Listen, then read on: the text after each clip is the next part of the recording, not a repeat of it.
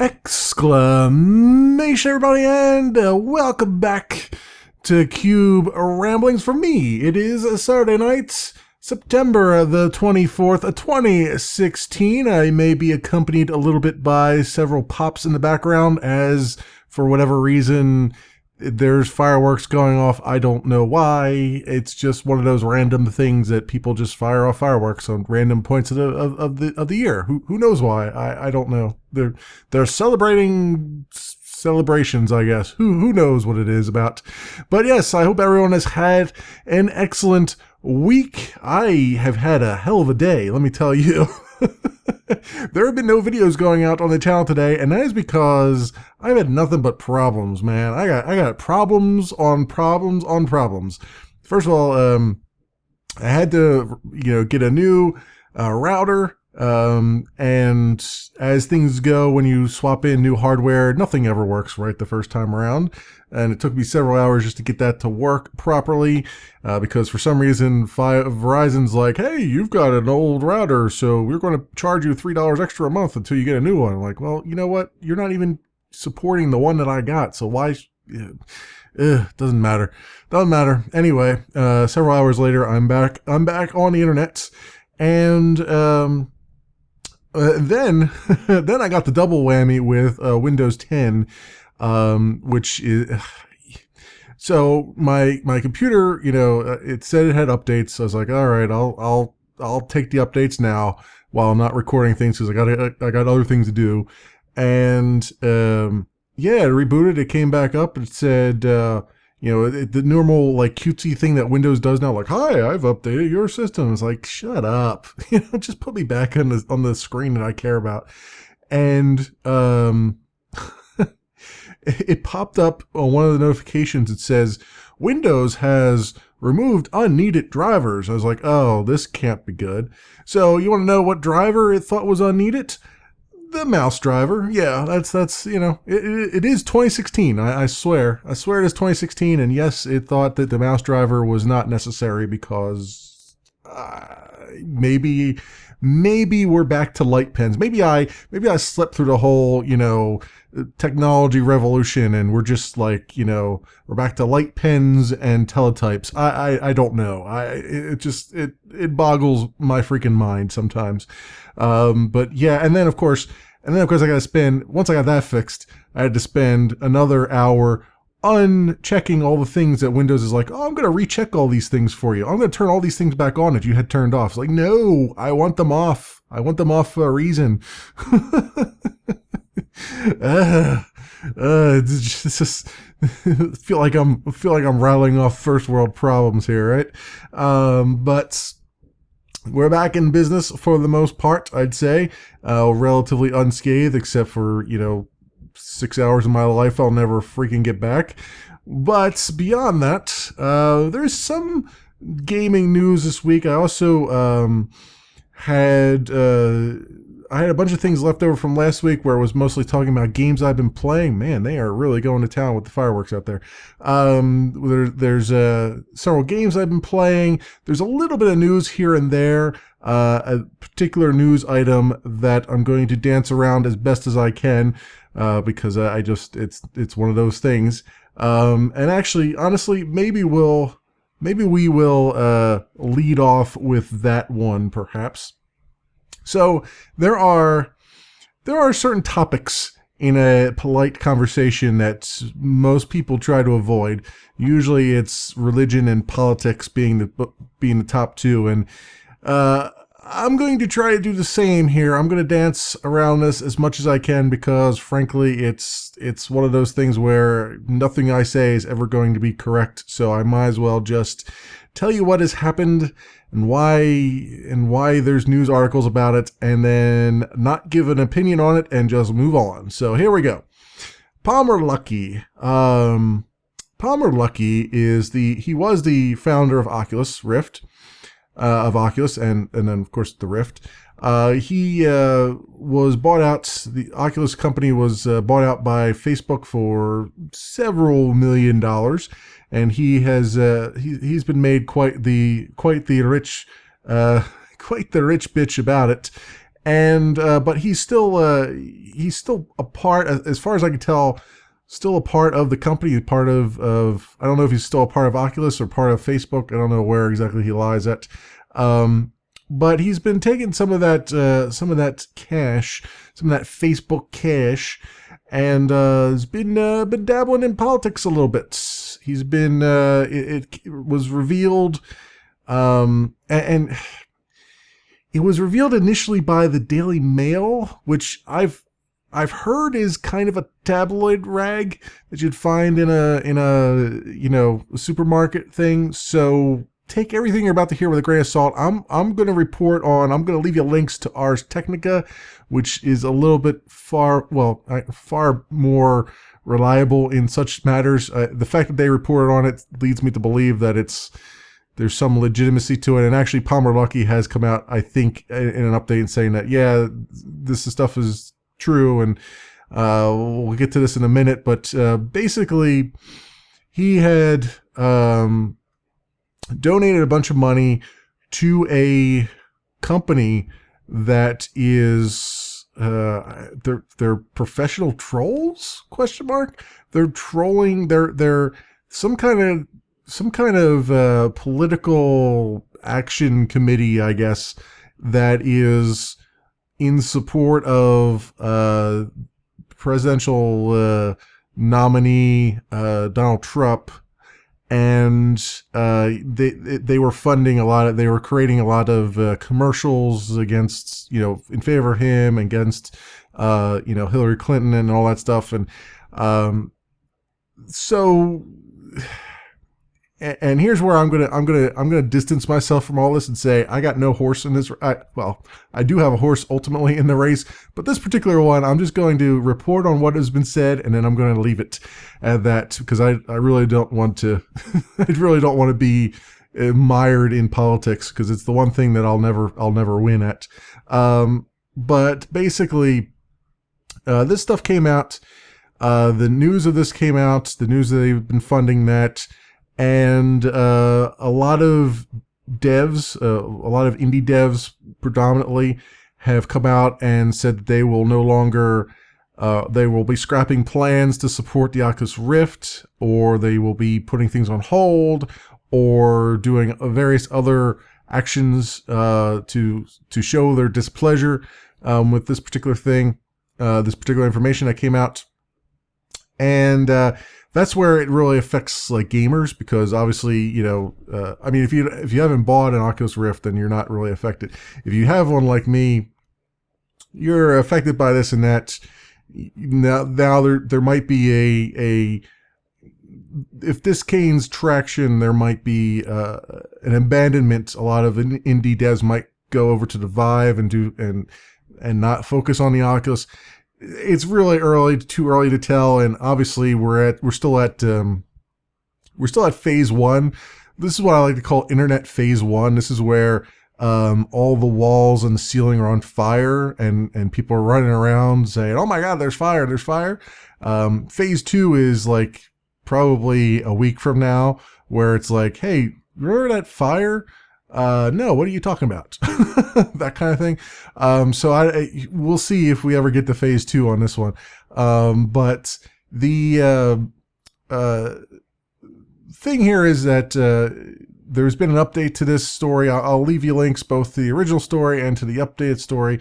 Basically, Palmer Luckey came out, I think today or yesterday, maybe late, and said, yeah, this is true, but he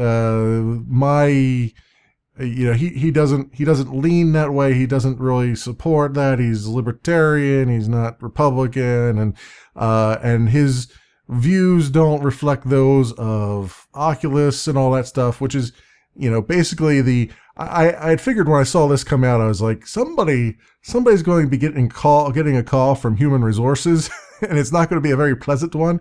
And it sounds like that call actually happened, because that's basically what he came out to say. Is like, no, these are my own thoughts. These should not reflect on Oculus and all that stuff. So yeah, that has happened. That's a fire that is currently burning, and who knows if it has any legs or not.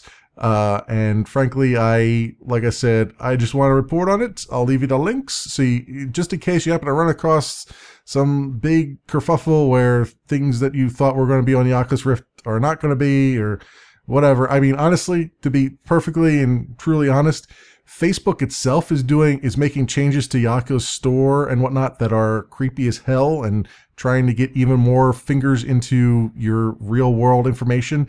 So if anything crashes the Oculus Rift, it'll be Facebook. I don't think this thing will do it, but it's just another thing out there in case you happen to run across things and you're like, what are they talking about? This is what they're talking about. More than likely, if it even survives the week, who knows? Who knows at this point? But anyway, that's unpleasantness is out of the way. Like I said, I have no opinion, so I will move along from that. And I have been churning out the side quest videos at an alarming rate. But I've been playing a lot of stuff along the way, and I've been just kind of queuing them up for when I had a chance to do things. First of all, this week we played through Batman, the Telltale game, episode 2, which was fantastic, freaking fantastic. Just loved it to bits.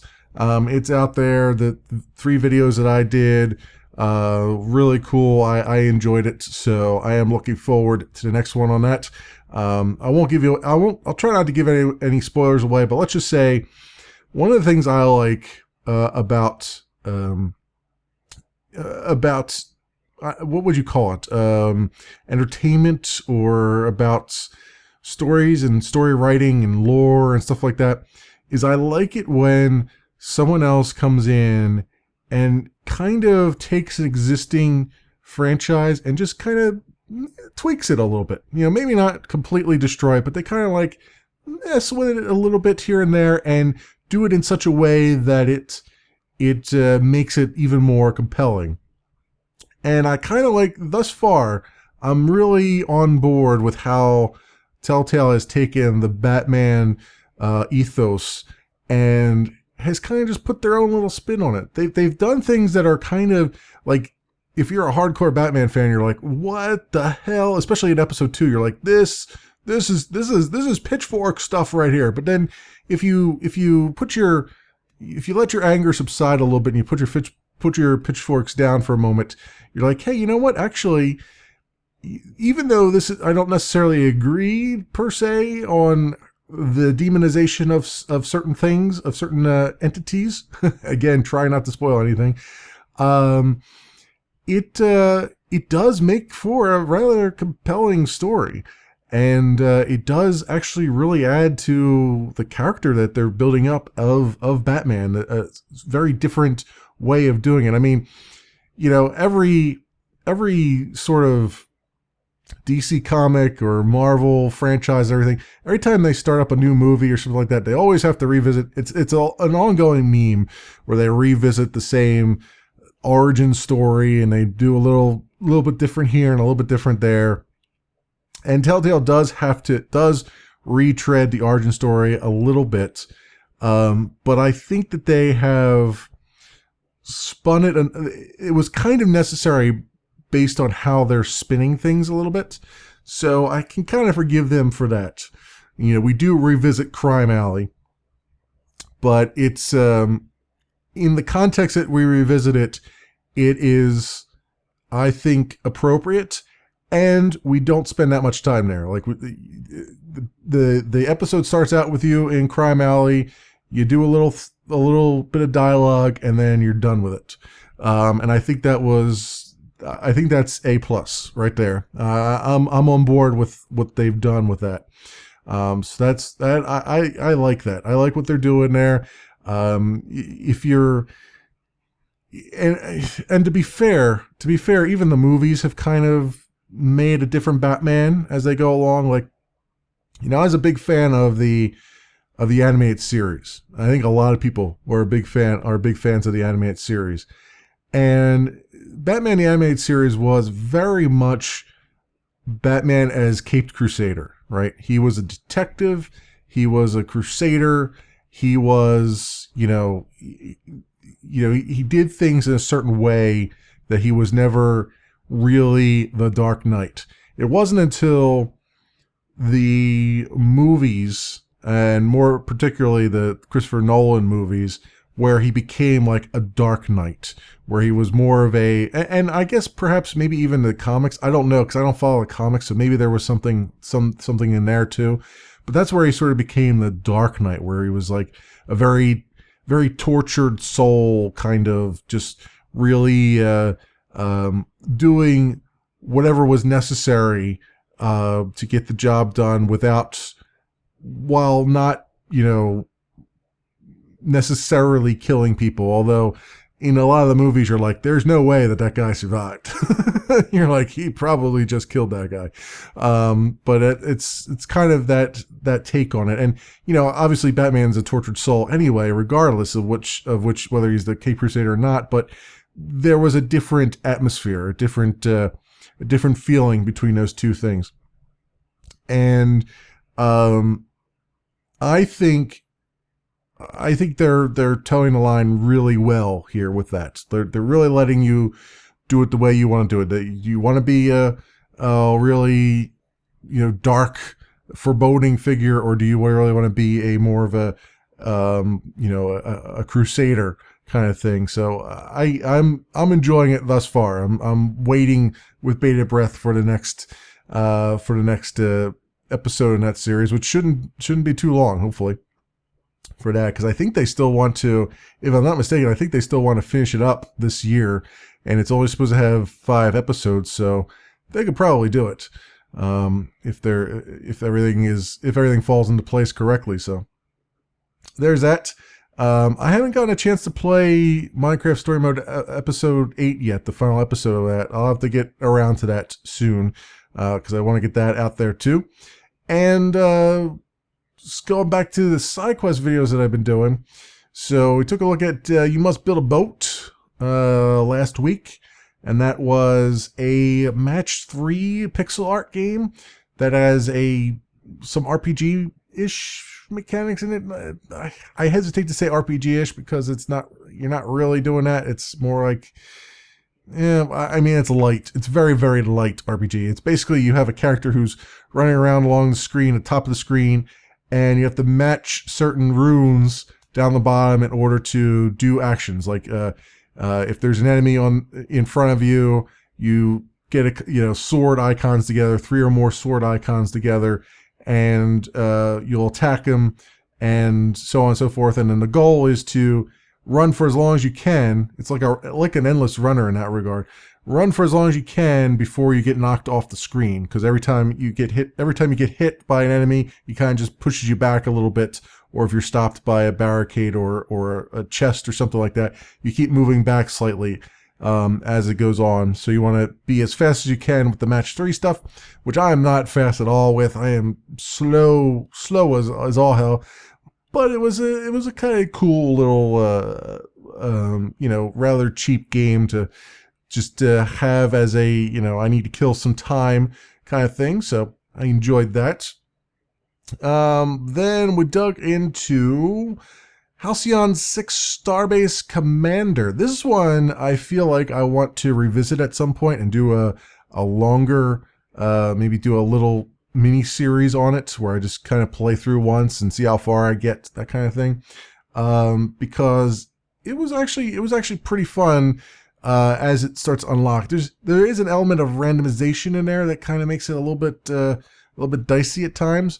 Like the first run that I had that was off camera where I was learning the game, I had a much better time of it than I did when in the recording session. But it's got the permadeath. I guess you would call it permadeath. Yeah, permadeath stuff in it. It's got the rogue-like mechanic in that regard, and it's really more of a mixture of sort of XCOM and maybe a little bit of FTL and a few other things to mix in there. You go around, you start out on a starbase. It's an alien starbase. You're trying to figure out the secrets of it. You have to unlock rooms by having people go and explore them. As you're exploring rooms on the Starbase. You can encounter, ground combat and stuff along the way, and other encounters you have to fight off. You have to have an officer doing that. And meantime, while the officer's doing that, they're not in a ship helping you go out and do things. There's pirates that you have to go out after and figure out what they're doing. And then the aliens keep spawning through wormholes. So eventually you have to go and take out those wormholes so that the aliens stop coming into the galaxy. And those are big battles. You have these, the combat in it is it's almost like it feels a little bit like a rock, paper, scissors kind of thing, but it's not. It's more of you have to, if you build up a team of ships, you want to build ships that play off of each other's strengths and weaknesses. So it's what you do is you might fire a cannon, and that cannon has a bleed mechanic on it. So it hits an alien ship, the alien ship starts to bleed, and then you might have another ship in your fleet that can exploit that bleeding and get some extra damage. So there's a lot of these, this incurs this defect on the enemy, and one of your other ships has an ability that plays on that gives you extra damage and more of a critical hit on them from it. And it's a lot of that. It's a lot of juggling around, seeing if you can get the right mogenation between all the ships in your fleet and stuff. There were a few things that I thought were kind of a bit rough. Like in the early game, you have to go around and collect all the resources manually. I've heard that actually in Act 2, you get something that will collect resources for you without you going out to get them, which I didn't know because I hadn't gotten to it, but I've heard a rumor that that's the case. So that might be taken care of in the later game. But in the early game, you have to go out, you have to send a ship out to grab stuff and bring it back. And all the ships that you have to be in a fleet. So if you want to send like a solo ship off to do one thing and another solo ship off to do another thing, you have to create two fleets and put them in there. And then you can have a third fleet that has that encompasses both of those ships, so you can send them both off together to go fight and stuff. I kind of wish that you didn't have to put all the ships into a fleet, because it kind of makes it a little bit clunky in that regard. But that's one of the very few actual negative things I'd say about the game. Everything else about the game is actually pretty fantastic. The soundtrack is really good. It's got like a almost like a chiptune sound to it, and it's one of the better chiptune soundtracks. I was actually listening to it on YouTube while I was writing some code at work, and it's nice. It's really good for just having something playing in your ear and getting you into a focus mode and just doing that kind of thing. It's very well put together, very, very well done. So I enjoyed that a lot. I think I want to revisit it and actually, like I said, do a little series on it, maybe just one run through and see how far I get, that kind of thing. I still have the Solus Project on here, but we wrapped that up a couple weeks ago. That was good. I liked the Solus Project. The very end of the game was a real freaking nightmare. That last level was just bad. It made me really not like the game. But up to that point, everything was really good. I enjoyed it. So it had a nice story to it. The ending is a bit of a. It's good from a thematic perspective, from a writing perspective. It's very unfulfilling from a, from a viewer perspective, I guess. It's more of a, how you go into a movie and you're like, does this movie end on a good note or does it end on a sour note? This one ends more on a sour note than on a good note. That's basically the way I can put that to you without spoiling anything about it. So. Other than that, it was a fun game. I got, I think, something like 12 to 15 hours out of that game, just walking around trying to get stuff. And towards the end, I was just sort of bypassing a lot of things. There was a lot of secrets that I did not pick up on along the way. So that was fun. I enjoyed that. And for another side quest video, we revisited Tahira, Echoes of the Astral Empire, and what I'll say about that is that's a top-down tactical game with very, very good art style on it. The music is interesting, but I didn't really get any tracks that were blowing my skirt up or anything like that. But if you watch the revisited side quest video where it's the release version versus the one I did when it was the demo, you'll notice that I didn't get any further in the demo than I did in I lost in the demo at the same place I lost in the release version.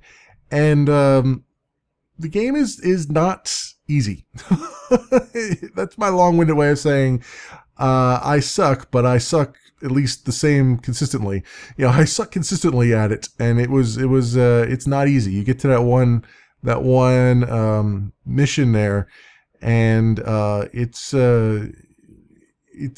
requires a sharp mind, a keen eye, and I do not possess such a thing. I'm just not. My strategy and my tactics just aren't very good.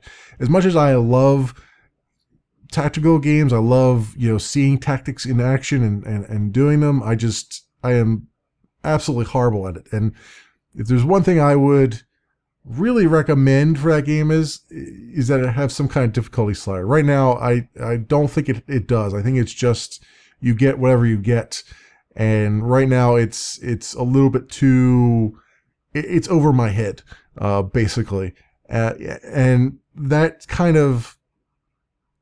As much as I would like to get good at something, I just can't.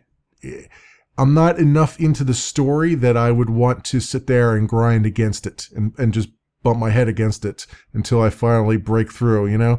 It's so early on that I get stumped in it that it just hasn't had a chance to really sink its lore claws into me yet. So I think they might have to still do a little bit of tweaking there, or at least give us. Those of us who are just casual forever, give us just a casual mode where we don't have to think too much. We're just looking for the story and just trying to get invested in something. Because honestly, when I look at something like that, I really care more about story than I do about the tactics. Because after a while, the tactical battles just get to be annoying, right? It's like you just get tired of. You almost want a button that's just like auto resolve. Right? At some point, because it's the same thing over and over and over again. They don't really iterate too much on those concepts. That's kind of how I felt with the original Divinity, with the Divinity Original Sin. It was, after a while, the tactical combat just gets on your nerves because it's like, you know what? I just don't really feel like sitting here and micromanaging all my people. Just like auto resolve this for me or something. Because it's not any different than, the challenges are not that much different. They did tend to throw some things in there like, oh, you got an exploding barrel here, so you can shoot that, and that'll help out a little bit. But it's just very, very slow, and it just kind of drags out something that should be a relatively quick thing, especially when you're going up against low-level stuff. It's like, all right, well, I got to wait for them to get into range, and then I have action points for this, and it just after a while you're like, okay, can we move on? Can we move on this? But I that's how I feel sometimes with those tactical games, but I still like them. I just I need one that doesn't require me to sit there for 20 minutes to play the same battle. It's like I'm at that point in my life where it's like if a mission takes longer than 15 minutes, I'm going to start getting antsy and wanting to go play something else. I guess I've got adult onset, ADD or something here, because it's just like I can't focus the way I used to with just like, oh yeah, I'll sit here for 6 hours and play one raid or something. Like nope, not anymore. I am not that person anymore. So there you go. That is that. Tahira Echoes of the Astral Empire. And then this week I took a look at Duelyst, and that's Duelyst. Duelyst. It's a card game with a strategy card game. it's I guess it's got, I guess you could call it a tactical game too, because it does sort of employ tactics. But basically, if you think about Hearthstone and how cards are, enemies, and you're putting enemies out, or cards are minions and you're putting minions out on the board, and you have, certain things like that. In this game, it's, your cards are literally minions. So you have a board that's laid out in front of you, and you've got your general on one side, and you got the enemy general on the other side. Sometimes you have mana taps along the way where you can get in there and get additional mana. You get one additional mana to cast, to use to play your cards every turn. So it's just like, Hearthstone and others like that. But this one brings tactical stuff into it, right? Where it's like playing chess with cards. And actually probably chess is a better example of it, because it's your positioning of things. When you put minions down, they have certain abilities. They can move certain ways. If it's a flying minion, it can move anywhere on the board. If it's one that's on the ground, it can only move certain spaces. You can spawn a minion in next to another minion, so you can actually chain them along. There's actually a challenge. There's a solo challenge mode, and I was playing off camera one of the challenges, and one of the challenges was your general is way over on the left, and the enemy general is way over on the right, and you don't have any flying creatures. So in order to get over to the other general to hit him, you got to spawn some walls in, and every time you spawn a wall in, it gives you, one extra space on the side of that wall to spawn another thing. So you chain a couple walls together, then you spawn another enemy or another minion right after that, who's not going to be for any use other than to get you to the empty space next to him, where you can spawn one that can then attack the general. And it was a really interesting. It's like sitting down in front of a chessboard. It's like having two chess masters, say, go at it, and then have them stop in the middle of the game, right? Or stop, one position away from winning the game.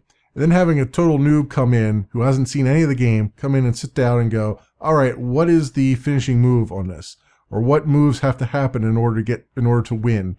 And that's like the whole solo mode there, where it's like they give you these challenges and they say, like, you've got one turn, you've got these cards, you've got this mana. How do you beat the enemy general? And you don't win until you've beaten the enemy general. And you go through all these different permutations trying to figure out, okay, if I spawn this one in now, then that reduces my mana cost for all my other guys. So then I can spawn this one in, and then that gives me one step closer to actually getting to this other guy. And then, I gotta get rid of this one enemy minion because he's aggroing all my guys. He's drawing them, so I can't move anybody away from him because they have to attack that guy. So if I destroy him, then that eliminates that, and then I can move people. And it's pretty deep as the wells go. It is. And it's got the normal. It's free to play, so it's got the normal monetization scheme with it, where you buy card packs and they're all random, and then you can buy cosmetics, you can buy emotes, which is a weird thing to say, a weird thing to have purchase on, because they don't really give you that any emotes when you first start out. You just you only have text. So it's but I guess I got to make the money anyway, some way. But you can also, as you play games, as you play the challenges, it gives you like a daily challenge, and then it gives you other challenges along the way, like kill 5 minions in your next game, or win 3 games, or something like that. And as you complete those, you get gold. As you win games, you get gold. And once you get to 100 gold, which it takes maybe 5 or 6 actions in a game, maybe 7, depending on what you're doing, to get to about 100 gold. And then once you get to that, you can get another card pack with just the in-game currency without having put real money into it. But it's and like anything else on Steam, it's integrated with the Steam wallet, and every $10 you put into it, you get a trading card. So, they got the whole economy thing going in there too. But I was enjoying a lot. I was enjoying the solo mode of it more than I was the multiplayer. Because the multiplayer is good, but it suffers from the same thing that everything else suffers from, right? Which is you're going to get matched up with somebody who may have bought every card in the game, and now you're just never going to have a chance of beating them unless their luck is that bad. But and it's a ladder too, so you go up the ladder as you go. It has to be there. I acknowledge the multiplayer has to be there. It's something that is necessary for this, but I really do enjoy the solo stuff, and I enjoy the daily challenges and being able to try to go through those challenges. I'm almost through all the solo challenges, which is a bit sad because I would like more of those. But maybe more will unlock as I go. I don't know. But it's I enjoyed it quite a bit. It was quite a surprise. I hadn't heard anything about it at all, and apparently it's been out there and it's kicking some butt. So there's the thing. I'll leave you a link to it to go. I'll leave you a link to a review of it on Hardcore Gamer, and you can go take a look and see what they have to say about it, and maybe look for yourself. It's free to play, so it's not going to cost you anything to go just play around with it if you're into computer or collectible card games. So there you go. And what else here? Oh, I played Seraph this week as well, and I was a bit underwhelmed. It was compelling enough to keep wanting to play it a little bit, but not enough for me to fire it up again. It's just it's a side-scrolling. Well, I would call it a twin-stick shooter, except you're not doing the aiming. The computer does the aiming. So the idea in it is you're platforming around. There's a bunch of enemies, and you're controlling your character, but you don't, and you control when your character fires the guns, but you don't have to aim. The AI will aim for you. Your character aims for you.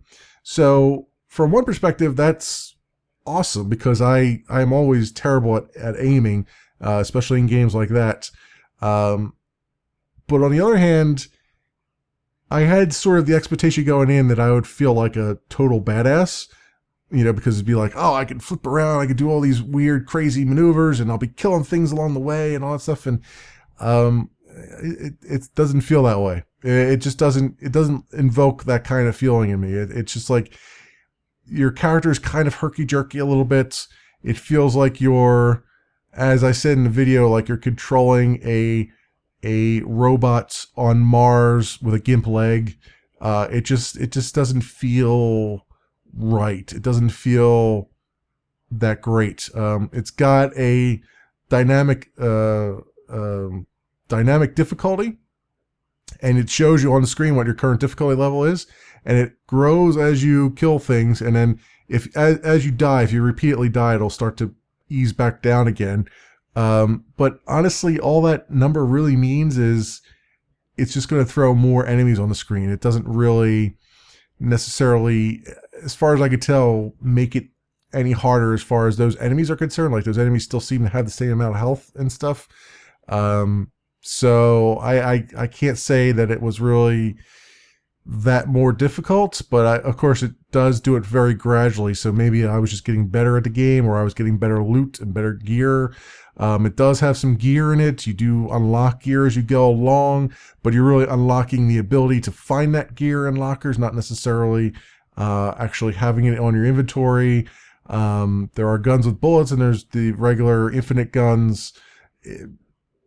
Beyond that, the levels are like, as you go to each section of the facility, the level style changes, but it's not, it doesn't change. Like every level, every section that you're in is like 5 levels, and every one of those individual levels in that section is pretty much looks the same. You can't really tell the difference between them. I mean, they're laid out differently, but you can't really tell the difference in the tile sets and stuff. So it's not very inspired from that perspective. And I mean, as much as I sound like I'm poo-pooing the whole idea of it, it's still, I do have to say that it's only $13 normally, and right now I think it's still on sale for 35% off, so it's like $8.50 US or something like that. So it's hard to argue with that price, because it does feel like it would be a $13 game.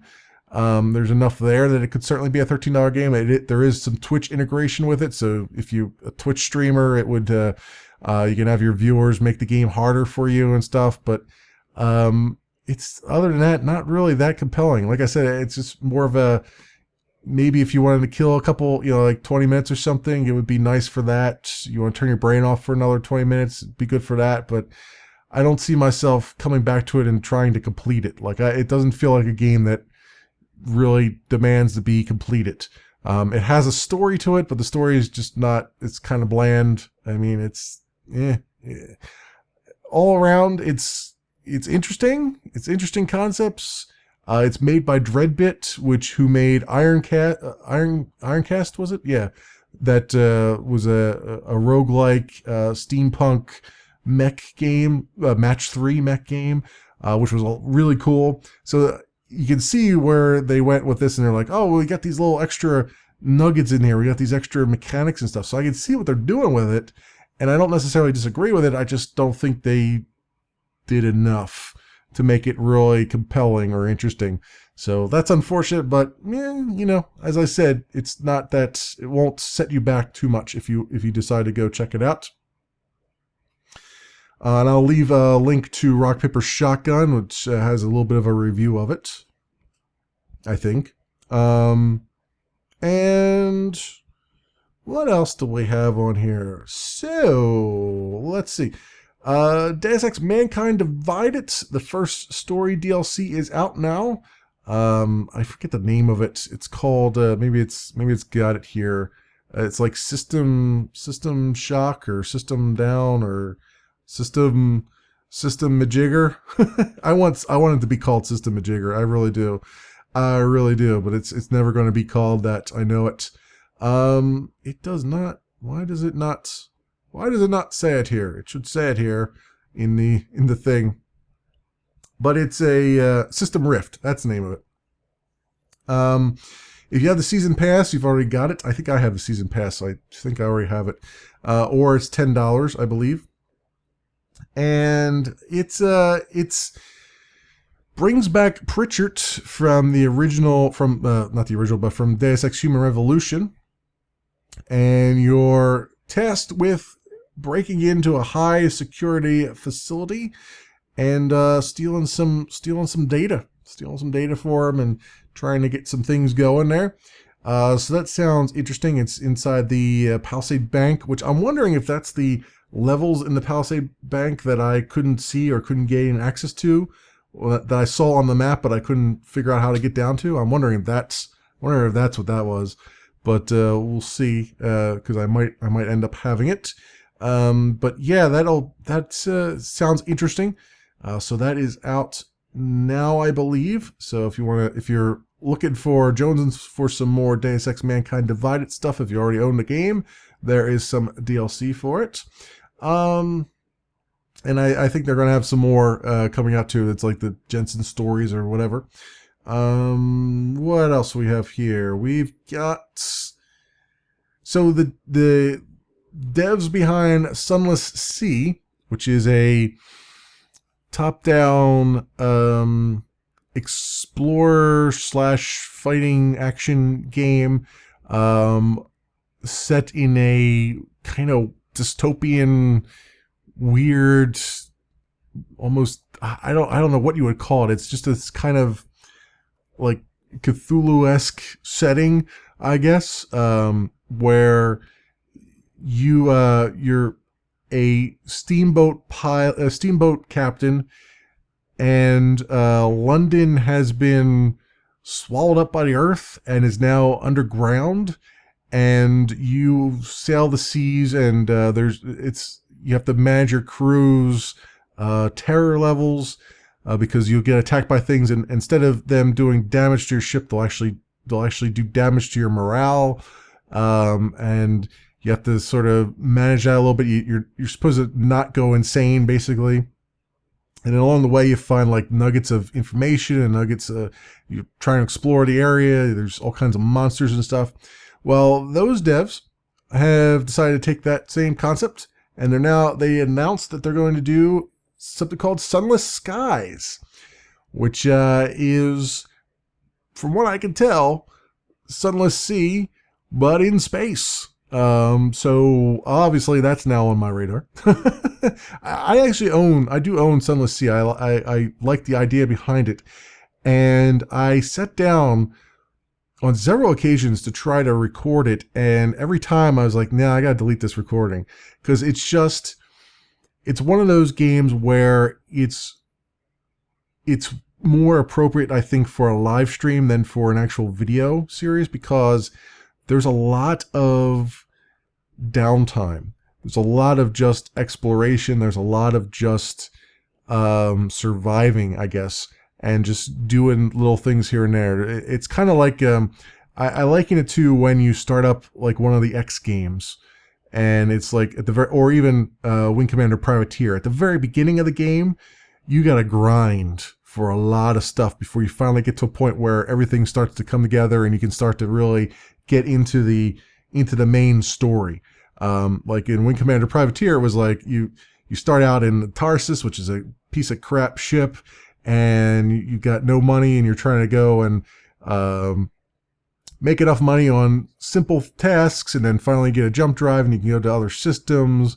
And then at some point, you want to get out of that freaking Tarsus, that rat pit, and get into something a little bit more roomy. And then once you do that, then you start to get to a point where you're like, okay, now I can start to take on the main story, which then kicks off. And then from that point on, it starts to really gel with you. And that's, I think, the same in like the X1 and X2, X3, Albion Return, and all those all those things, not crap, but all those games. Kind of the same way. It starts out very, very slow at the beginning, and then I think it picks up later on. And it's hard for me to go and record those, because I'll end up just having a recording session where literally no footage is usable. So it's hard to start a series on something like that when you know you're going to possibly throw all the footage away. You sat there for a couple hours and didn't do really anything. So that's what they're bringing that to space, though. So so that's where I stand on that. So I'm interested to see how they do that and what that looks like.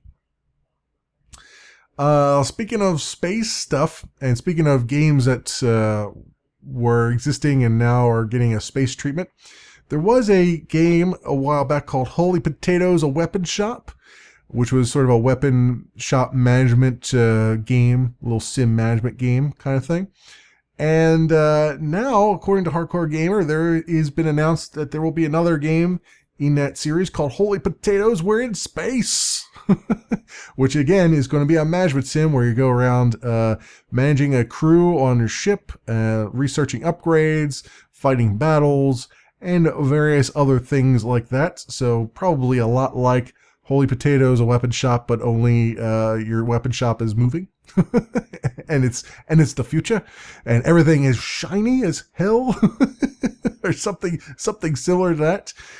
So I want to just put that on your radars there. I'll leave you a link to Hardcore Gamer, which talks a little bit about it, and just another thing if you're into sci-fi nerd like me that you can keep an eye on and see. I don't think they've announced any dates or anything like that. I think it's still in the early phases, but there you go on that. And what else do we have on here? That's the Oculus stuff and Duelyst and other things. Yeah, I've covered most of the stuff. There is one bit of nugget of information from last week that I didn't cover.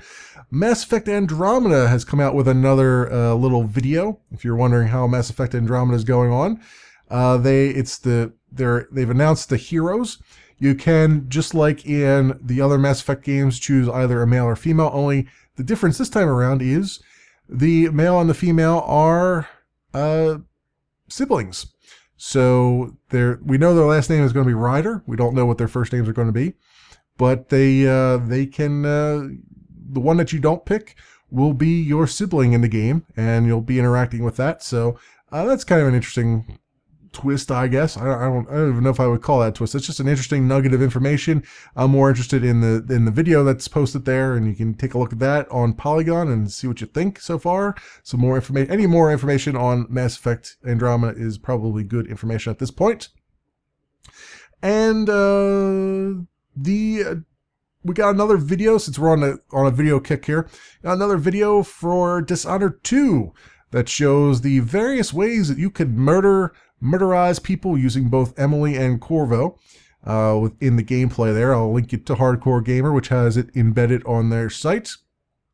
And basically the video is a lot of chaining various abilities together and making some hilariously complicated Rube Goldberg-esque death sequences based on whether you're Corvo or Emily, and you have basically different ways of killing people, which means that my playthrough of it's going to be that much more underwhelming, because I play through Dishonored 1 in completely peaceful mode, right? It tried not to kill anybody, and then I see all these, I went and looked at some videos of people who were speedrunning sort of Dishonored 1, and they're just going through, and they're like, this one guy he was teleporting people around, he was slicing and dicing them as they were up in the air and stuff. He's doing all these cool, like, fancy maneuvers and stuff, and I'm like, man, I really did not play the game correctly. Apparently I did not play correctly at all.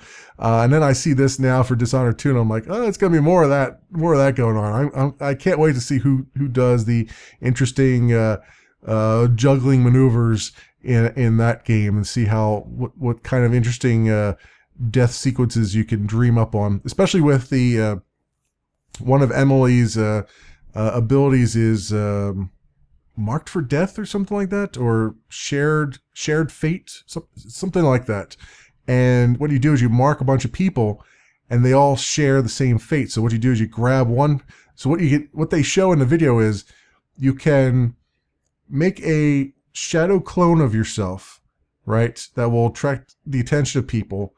You can mark that shadow clone as shared death or shared experience or whatever it is, and then mark a bunch of guys with that, and then take your shadow clone and like toss it off a cliff, and when it dies, all those guys will just die at the same time. It was pretty hilarious to see how many things you could do to kind of just clear out a room in just the most hilarious of ways. So it's a very cool video to watch in and of itself. Even if you're not interested in Dishonored 2, I would just recommend looking at it anyway, because it's pretty damn funny at times. So where are we at now? Oh yeah, we're pretty good. We're pretty good. I was thinking this would be a shorter episode, but not really at all. So we've gone through all the things except for one item that I have on here, but I'll leave that for next week. So I think we should wrap this thing up. Thanks so much for watching, everybody, or listening on SoundCloud. And yes, I am still behind on SoundCloud. I will get back up to speed on that. And I will see you next Sunday.